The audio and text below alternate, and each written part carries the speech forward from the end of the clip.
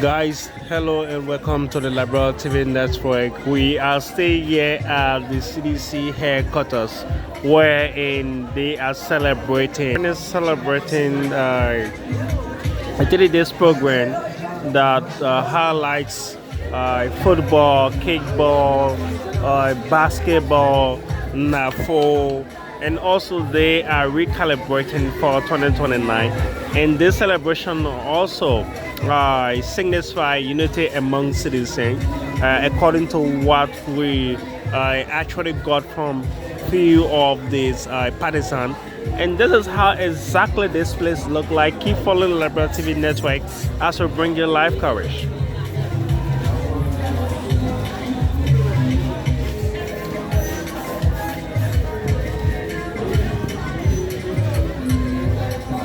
The couples of partisans here at the party headquarters. We want to get a synopsis regarding how the program look like. Hello sir and welcome to the Liberia TV network. I'm Ama Alhaji Aliyu Dolly, the chairman of the National Response and Defense Team. President, we are Koko Ejana, Bapulu chapter. Wow, so you're here from the Western region? I just from Bapulu last night I got here. So can you tell us a bit how Bapulu, the atmosphere in Bapulu look like, because now all of the partisans will actually make their way to Monrovia? You know, the people of Bapulu just really regretting how they voted. And then for the past time, right after the election, they got to realize. But however, we that know the scenario, we always told people like Bapulu, really the citizens they extremely well. But the government itself went and being ourselves. I mean, because we have a past government. Even though the hospital is built, the Embry Hospital, even last time, those that enter there.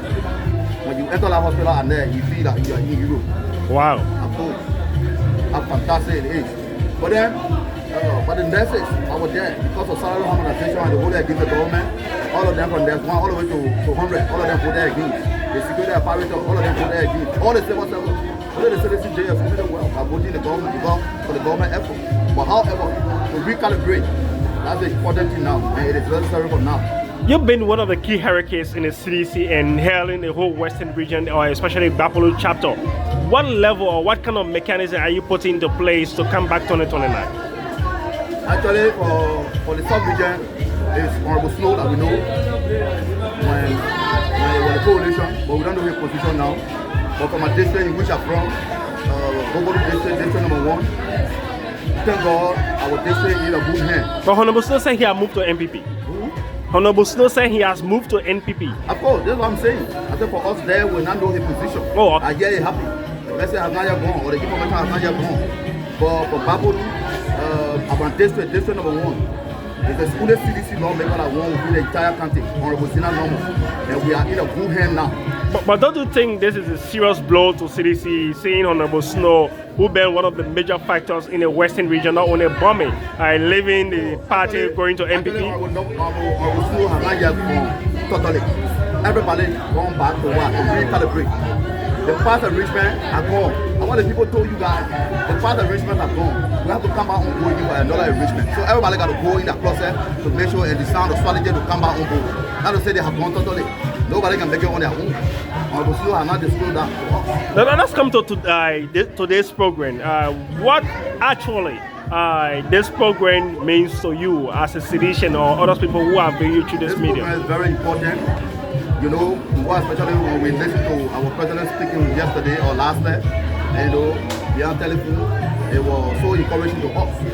But especially we from the rural side, we from Bapulu country, and if I tell you say more than 25 person came here this morning over Moruba, you will not believe it.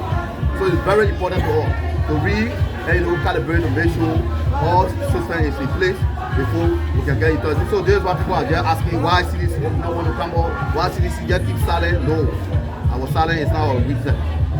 Simply because this time around, the government has just started, we know this, but we will put the government feet to fire, but it is too soon for all the family because the entire Liberian, everybody just hoping CDC for now to just come up, and will not just come up. So with the early preparation, that the party is actually carrying on, assuming 2029 doesn't come favorable in your interest, what could be your reaction? 2029 is clear. It's clear. 2029, I already spoken. And the people of this country have already realized that they make a big mistake. But you were a certain government. You had all of the powers, you had the resources, and you just definitely let power leave your hand. And now you have a political party that is seated that, you know, African politics is quite different. Assuming if something goes wrong, what would be your reaction? You know, when Manaseli was in power, the only radio, one journalist called Thomas Shilonte asked that question to Manaseli. If you ask you to grade yourself while you in power, what will you say? How will you grade yourself? And the lady said, no, I will not grade myself. I know that Liberian people, you will leave power before they grade you. Your shit will remain clean, and you will leave power before they grade you. And after what you left, we know the song that people sing around here. I sit in a happy when you were in power, all the other development you were carrying on, the propaganda, the deception and lie against the government was too heavy. So that's why we wanted to test the water. Are you trying to say your propaganda arm wasn't really strong to counter-react some of those things that were coming from the opposition? They can have pledged. They have come to the public like where there's no need to get question here and there. They have shown you already. A deception and lie that brought the people home. So that deception and lie will lay after them. This is why they are not even able to. Baga himself not even know what's surrounding him now. Okay. All right. Thank you so much, sir. Yeah. Thank you. Guys. Into militancy, because militancy stands against injustice. Militancy stands against unemployment. It stands against inequality. It stands against marginalization. And it goes against all forms of segregation and all forms of political exclusion. So when the CDC was established as Liberia's first foremost grassroots movement, there were people who decided to kill this party because they didn't want this party to survive, to participate in the national democratic process of our country. And so they used weapons and had instruments at their disposal to destroy and kill the party. And so when the militants of the party saw it necessary and effective, that you can kill, that the way you kill our people, but you cannot kill our dream, you cannot kill our vision, and you cannot kill this party. And so the party, young people decided to organize themselves using whatever means at their disposal, whether physical means or the intellectual means, to defend the party, the ideology of the party and the philosophy of the party. And so the militant month, it was not a month that was just set aside for political pageantry or for funfair. It was particularly set aside to pay homage to brave men and women who paid their dues in the revolutionary corridor of the indomitable mitochondria for democracy. Those who struggle against the remnants and the decadence of the two-week party. Those that are in the Unity Party, they are remnants of the two-week party. That's why we believe that the two-week party and the Unity Party, they are in bed. And the Unity Party also is an extension of the two-week party. Why do we say that the Unity Party is an extension of the two-week party? We say this because of the policies of the Unity Party. The two-week party policies were anti-masses. It was never masses driven. It was not poor people driven. It was never suffering people driven. Today, in 6 months of the Unity Party, you realize that every policy that has been put in place by the Unity Party is anti-people. Look, for example, when we took over in this country, under the guidance leadership of His Excellency President George Manuel Williams, we were building houses. Today, when the Unity Party took over, the Unity Party is breaking down houses. Down, down, down, down, down, down, down, down, motherfucker, down, down. Yo, motherfucker, yo, yo, yo. So the Unity Party is breaking down houses. A case in point is what you experience around the Kade community in Jacob time, and we've been told that Road of Time is at the verge. We've been told that PHP as well and other communities. Peace Island as well. Yes, I'm giving you an authentic inescapable evidential empirical prima facie. In our intelligence bureau, we have. And we want to say this to the United Party. We want to say this to Bakai. That will defend our people, democratic rights in this country. The right to live and the right to own property. It is fundamentally guaranteed under the Constitution of the Republic of Liberia. So we say the United Party is an extension of the two-week party. Look at what happened today.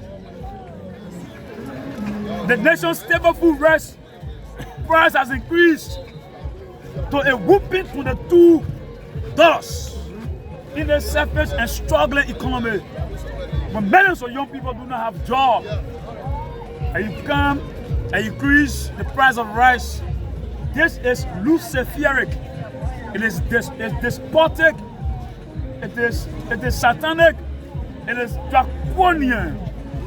It doesn't have any space for humanity to increase the price of rice to $22 when the people you claim to be Mr. Wisseh.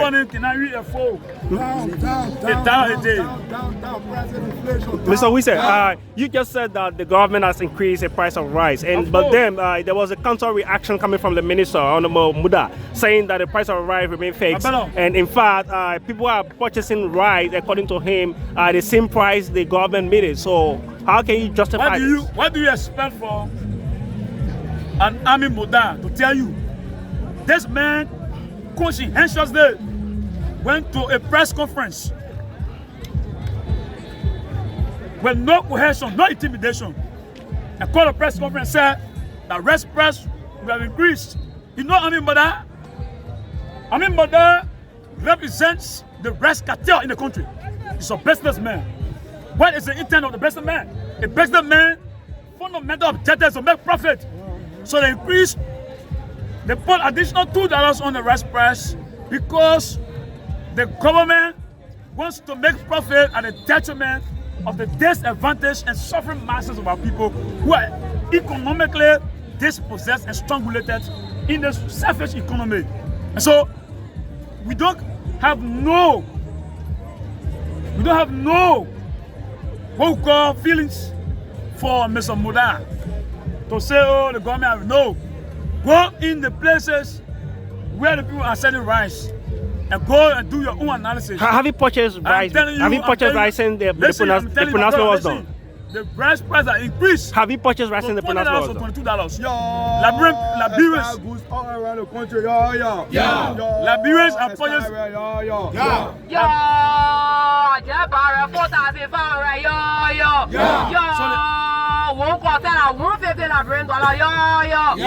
So the rice price, But people could say that rice was bought $50, rice was bought $40, rice was bought $60, and also it is being done in Sarah region. What did you say? People could say that she said she bought rice $50 and $150, right? And people could say that, oh yes, indeed, rice was purchased in Sarah region by with same price. But better, it's a lie. When we took over, we put rice price. The first thing we did was that we provided subsidies to rice importers so they can stabilize the price of rice. That's what we did as a responsible government. In fact, we made rice price as $16 when we took over 2017. What we did, we put rice price as $13 as a responsible government. This reckless and useless government has come to suffer the people. How dare you put rice price up as far as $20 United States to $22? Why must you unleash economic casualty and burden on the poor people? Mr. Baga must understand, look, in Liberia, there was a crisis in this country called the April 14, 1979 Red Strike. We can invoke that year. If Baga pushes us out to the war, we also push into the war as well. When you push the Liberia to the war, we push into the war. Ordinary, in terms of the skyrocketing of prices around Liberia, you being a militant of an opposition political party, especially referencing both the Rotota and that of course the PSP. I mean, what yardstick are you going to use to defend your people? My brother, anyway, any yardstick that is available to our domain, that is available to our bailiwick, that is available to our perimeter and circumference. We will use the yardstick. Joseph Imam Bwaga looked in the face of the Supreme Court. The Supreme Court ruled that nobody must deprive people who have constitutional, legal, statutory training positions. What did your Bwaga do? Your Bwaga went over there and challenged the Supreme Court. The Supreme Court is the bastion and the cornucopia of what we call the arbiter of justice. It's the last arbiter of justice. When the Supreme Court speaks, the Supreme Court speaks on behalf of the democracy. What does Mr. Bwaga do? Your Bwaga went and attacked the Supreme Court. And when you attack the Supreme Court, you attack the democracy. And when you attack the democracy, the CDC will come in defense of the democracy. That's what we said to you, that Mr. Bwaga is power intoxicated as a crippling detector, and we will remind that there were dictators before you, and we confronted. There were dictators of Simon Doe, and we confronted. There were dictators of Todd Man, that we confronted. There were more dictators of Charles Taylor, that we confronted. There were dictators in Ellen Johnson Sirleaf, the Liberian people confronted, and so Mr. Bwaga, you are just a sleeping dictator. Honorable Wisseh. You are a sleeping dictator. Honorable Wisseh. You're making reference to the Supreme Court, and my mind has been drawn to the Cabinet Jane issue, wherein the Supreme Court rules in favor of Cabinet Jane and saying that Cabinet Jane immunity should be reinstated. Unfortunately, we didn't see any of such happening in the CDC-led government, and today you are also making said reference in the Bwaga's administration. I like the way you can ask your United Party questions. It seems to be your United Party journalist. No, I'm not a United Party journalist. Okay. I'm a Liberian journalist. Questions are always sentimentally. I'm a journalist. I'm a journalist. I'm a Liberian journalist. Down. Regular regime journalist down. I'm a journalist who do research. So. I should know everything I say. Joe Bwaga send you. The guy always asks pro-regime questions. You don't know. He said, "But the food, so what? No them. So my brother, Cabinet general situation. Your United Party lawmaker were there to vote against him. That's not just we are. That's not a CDC government. And brother, let's